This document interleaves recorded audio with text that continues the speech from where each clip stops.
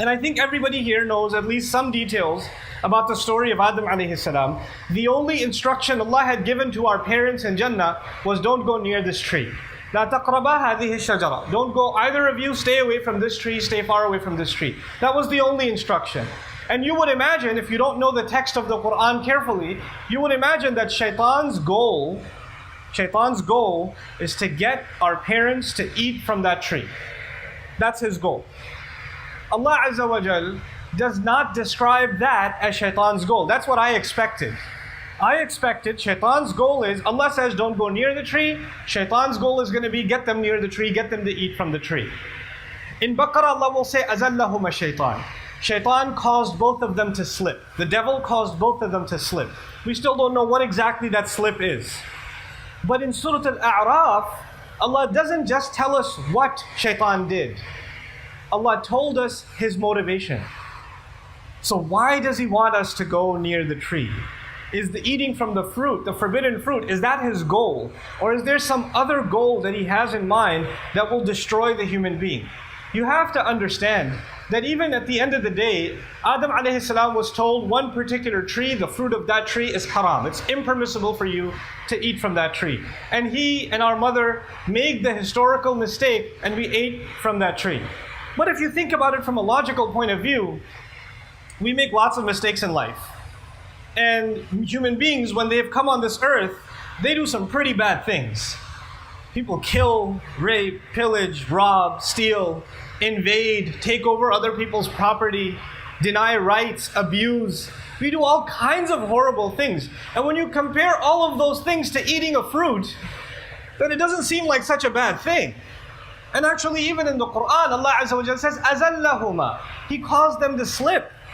He caused them to slip. You would think this is the biggest mistake ever made in the history of humanity. And Allah Azza wa Jalla reduces it to what? A slip. He describes it as a slip. But Shaitan saw something more than just a fruit. He saw something more than just going near a tree.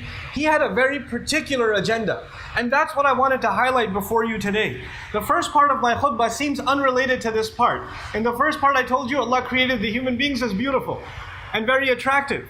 Now listen to what Allah Azza wa Jalla describes from the mind of Shaitan. Allah is taking us inside the mind of Shaitan. فَوَسْوَسَ لَهُمَ الشَّيْطَانِ.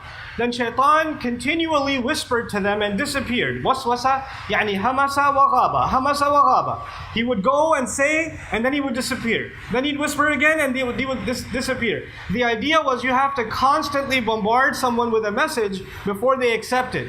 This is the very nature of propaganda. Why do you think they run ads over and over again? Until you memorize the jingle. The idea, until the waswasa is done to you over and over again, it's not going to become part of your thinking. You know, you see a Coke commercial 8 or 10 times and all of a sudden I'm having Coke for iftar. And you don't even know where it came from. It was planted in your head.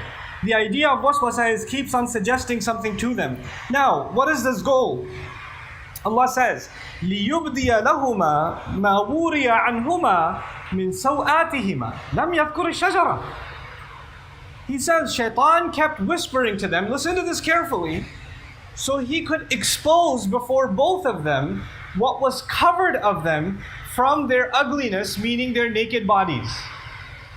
Now this is difficult to understand because just a few moments ago in an ayah in the same surah, Allah said He created us what? Beautiful. And now He's saying Shaitan wanted that our parents were exposed to each other in their ugliness, meaning in their nudity. That he wanted to remove their clothes from them. That was his goal.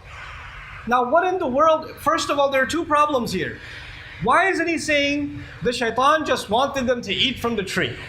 And the second problem is, why is all of a sudden Allah saying the same body that He made beautiful is now ugly? Why in the world would He say that?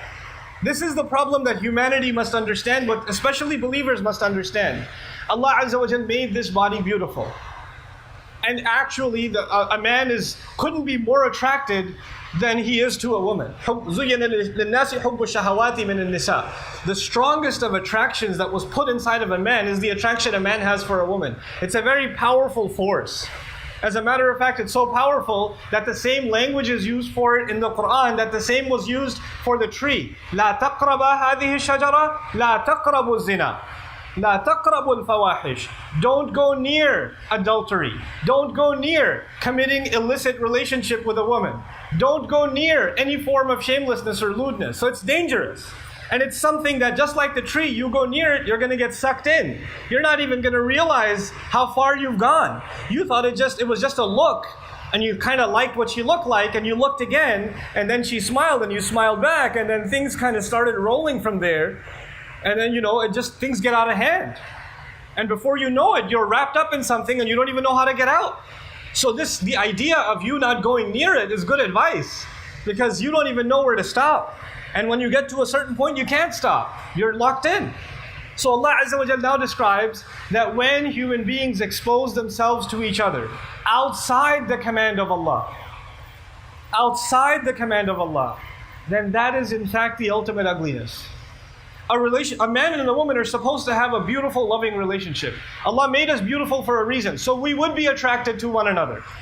But then He created an institution by which this relationship could be made legitimate. That this relationship should be made legitimate. But when human beings, because of their attraction to the opposite gender, seek that relationship, but they seek it in a way that is not approving to Allah, then that same relationship that they got into because of beauty, because of attraction, that same relationship actually becomes ugly. And it's not just the ugliness of a physical body. Somebody listening to this says, well, I have a girlfriend, but she's beautiful still. I don't see how she got ugly after the Quran was revealed. No, that's not what I'm talking about. There's an ugliness inside you. There's a goodness inside you that dies. Human beings weren't just made beautiful physically. Human beings were made beautiful morally, spiritually, ethically. Human beings were made beautiful in their personalities. And when you engage in an illicit relationship, then some of that beauty that you have is gone. Some of that goodness that Allah gave you starts getting stripped away from you. You'll feel it being pulled away from you. So you'll find a young man who has an illegitimate relationship with some girl or whatever, or a girl the other way around. You'll notice that they're getting nastier and nastier with their parents. And they have a bigger and bigger anger problem. Like this relationship is there, but it's bringing out an ugliness in their life in other parts of their life. And you can't even tell where this came from. This is the sawat, this is the ugliness. And this ugliness, by the way, in Arabic you say qabaha, is qabih, is ugly. Now what is this sawa? Sawa actually in Arabic means a corpse. Nothing is uglier to the human eye than seeing a dead body. We find it disgusting. The smell of it, the look of it, the deteriorated flesh, the skin, etc., the insects and the worms all around it. All of that stuff is hideous for us to think. That's the image Allah Azza wa Jalla describes. In other words, your body is fully alive, but your soul starts dying.